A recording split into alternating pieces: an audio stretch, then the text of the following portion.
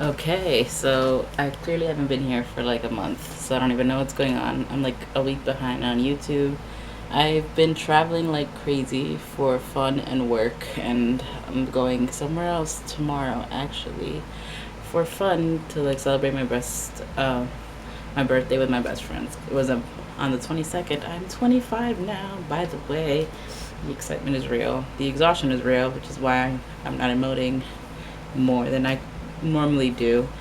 But yeah, I just wanted to like check in and kind of just do a travels book haul because I've been kind of collecting books as I go.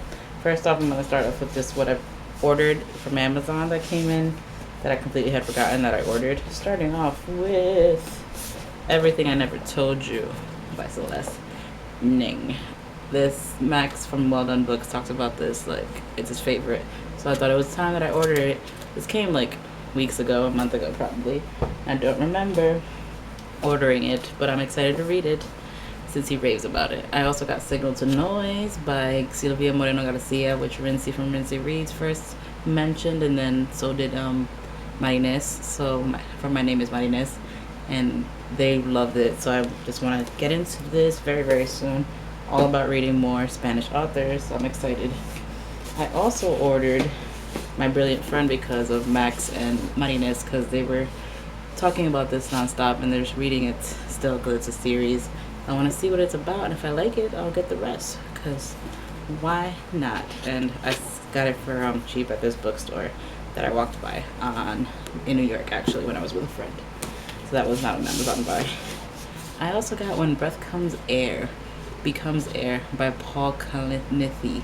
And this was from Sushila, who was talking about it. So I looked into the story because this was a surgeon, I believe, was it? Yeah, neurosurgeon, who then became sick. Was it? Yeah. And he was like treating the living and then became sick himself. And then like this is kind of his story. So I'm prepared to cry when I read this one. But yeah, this came a little while ago, so I need to get to it. I need to stop putting books on the back burner like usual. So I need to not buy books after any of these. The Gilded Razor by Sam Lansky is another one that Tyler Oakley was talking about on his Twitter. So I was like, "Ooh, a memoir, I'm in." Apparently, it was like, listen to this like sentence. I was 17 years old and had been subsisting on a diet of cigarettes and Adderall for months. The Gilded Razor is a true story of a double life. So I'm like, I'm already sold. I'm in. And lastly, I got Gathering of Shadows by V.E. Schwab, which is the sequel for A Darker Shade of Magic. This came out the day after my birthday, so it's always like a little birthday gift to myself. It came back when I came back from my travels. It was waiting for me at my desk, so that was fun.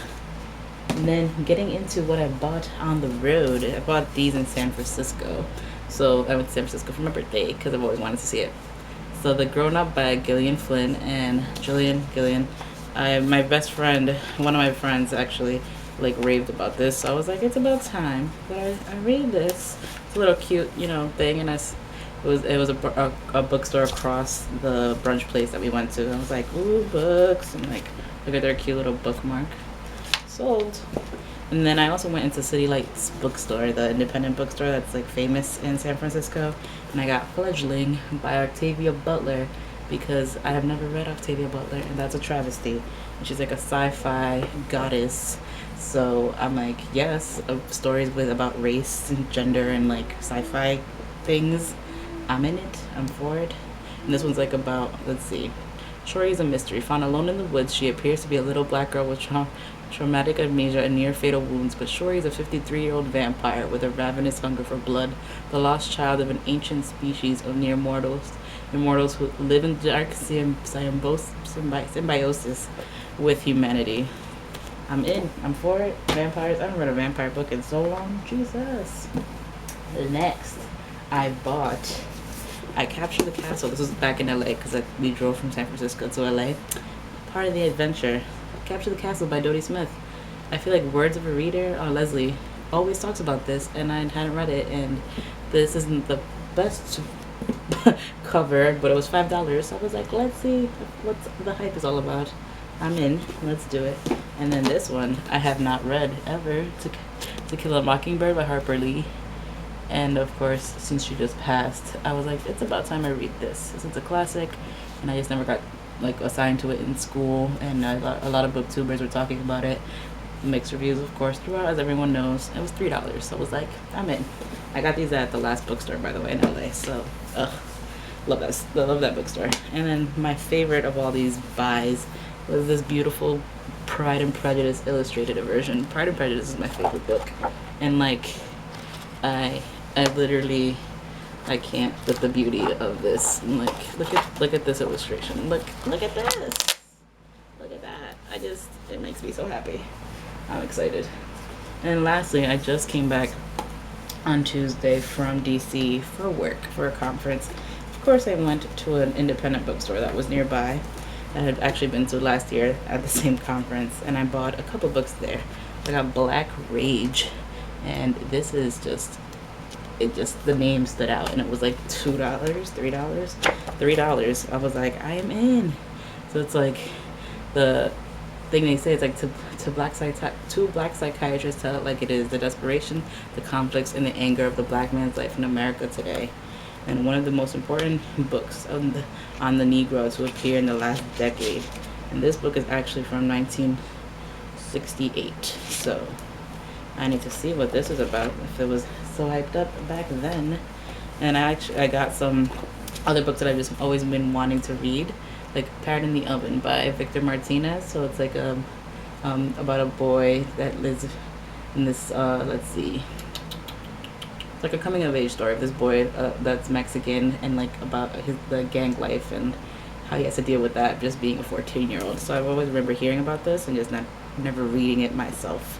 So got that, and then I got Fahrenheit 451, and I can't, oh gosh, what happened to the other one? I got Something This Way Comes as well. I don't know, Something Wicked This Way Comes. I must have misplaced it, but yeah, I got both of them because they were like $2, $3, $4. So I was like, must get. Never read it, of course, a failure. Books like these, like classics, I was just never assigned to them in school, so I might probably never got around to it much. So owning it will make me want to read it. And then I got this first edition that's like in a thing of only $4 called Eagle in the Air. And the back is just what grabbed me. This is the story of a black girl, intelligent, decent, poor, and what happens to her in the course of a few months in which disillusionment ultimately gives way to new hope. I'm in. This sounds amazing, and I'm excited to read it because I didn't read that many books, actually, any books by black authors in February, because I read like 3 books in February. We'll get to that at the end of this. And lastly, I bought Aunt Julia and the Scriptwriter by Mario Vargas Llosa, because I've always wanted to read like Gabriel Garcia Marquez. I've always wanted to read his books as well, so I thought I'd start with this one because it sounds awesome. It's like, this novel is set in Lima, Peru, where a young student named Marito is toiling away in the news department of a local radio station, and his young life is disrupted by 2 arrivals. And then the rest of it grabbed me, so I was like, yes, for it. But yeah, like I mentioned, I only read 3 books, I think. Stars Above, something else, and then I'm 30 pages away from finishing City of the Beasts by Isabel Allende, La Ciudad de las Bestias by the same, because I'm reading it. Me, Raul, and Eduardo are reading this as a buddy read. I started this February 5th, and it's now March 4th, and it's literally taking me 3 weeks, because basically the whole month. What am I talking about, 3 weeks? Because I haven't had time.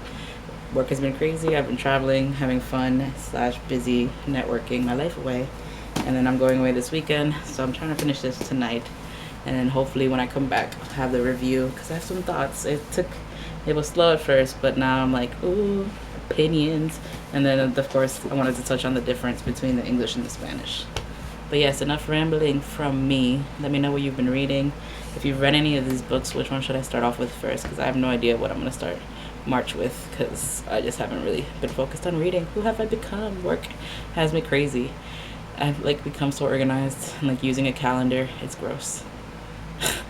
Alright, enough rambling. Let me know how you've been. How's everything? How was your February?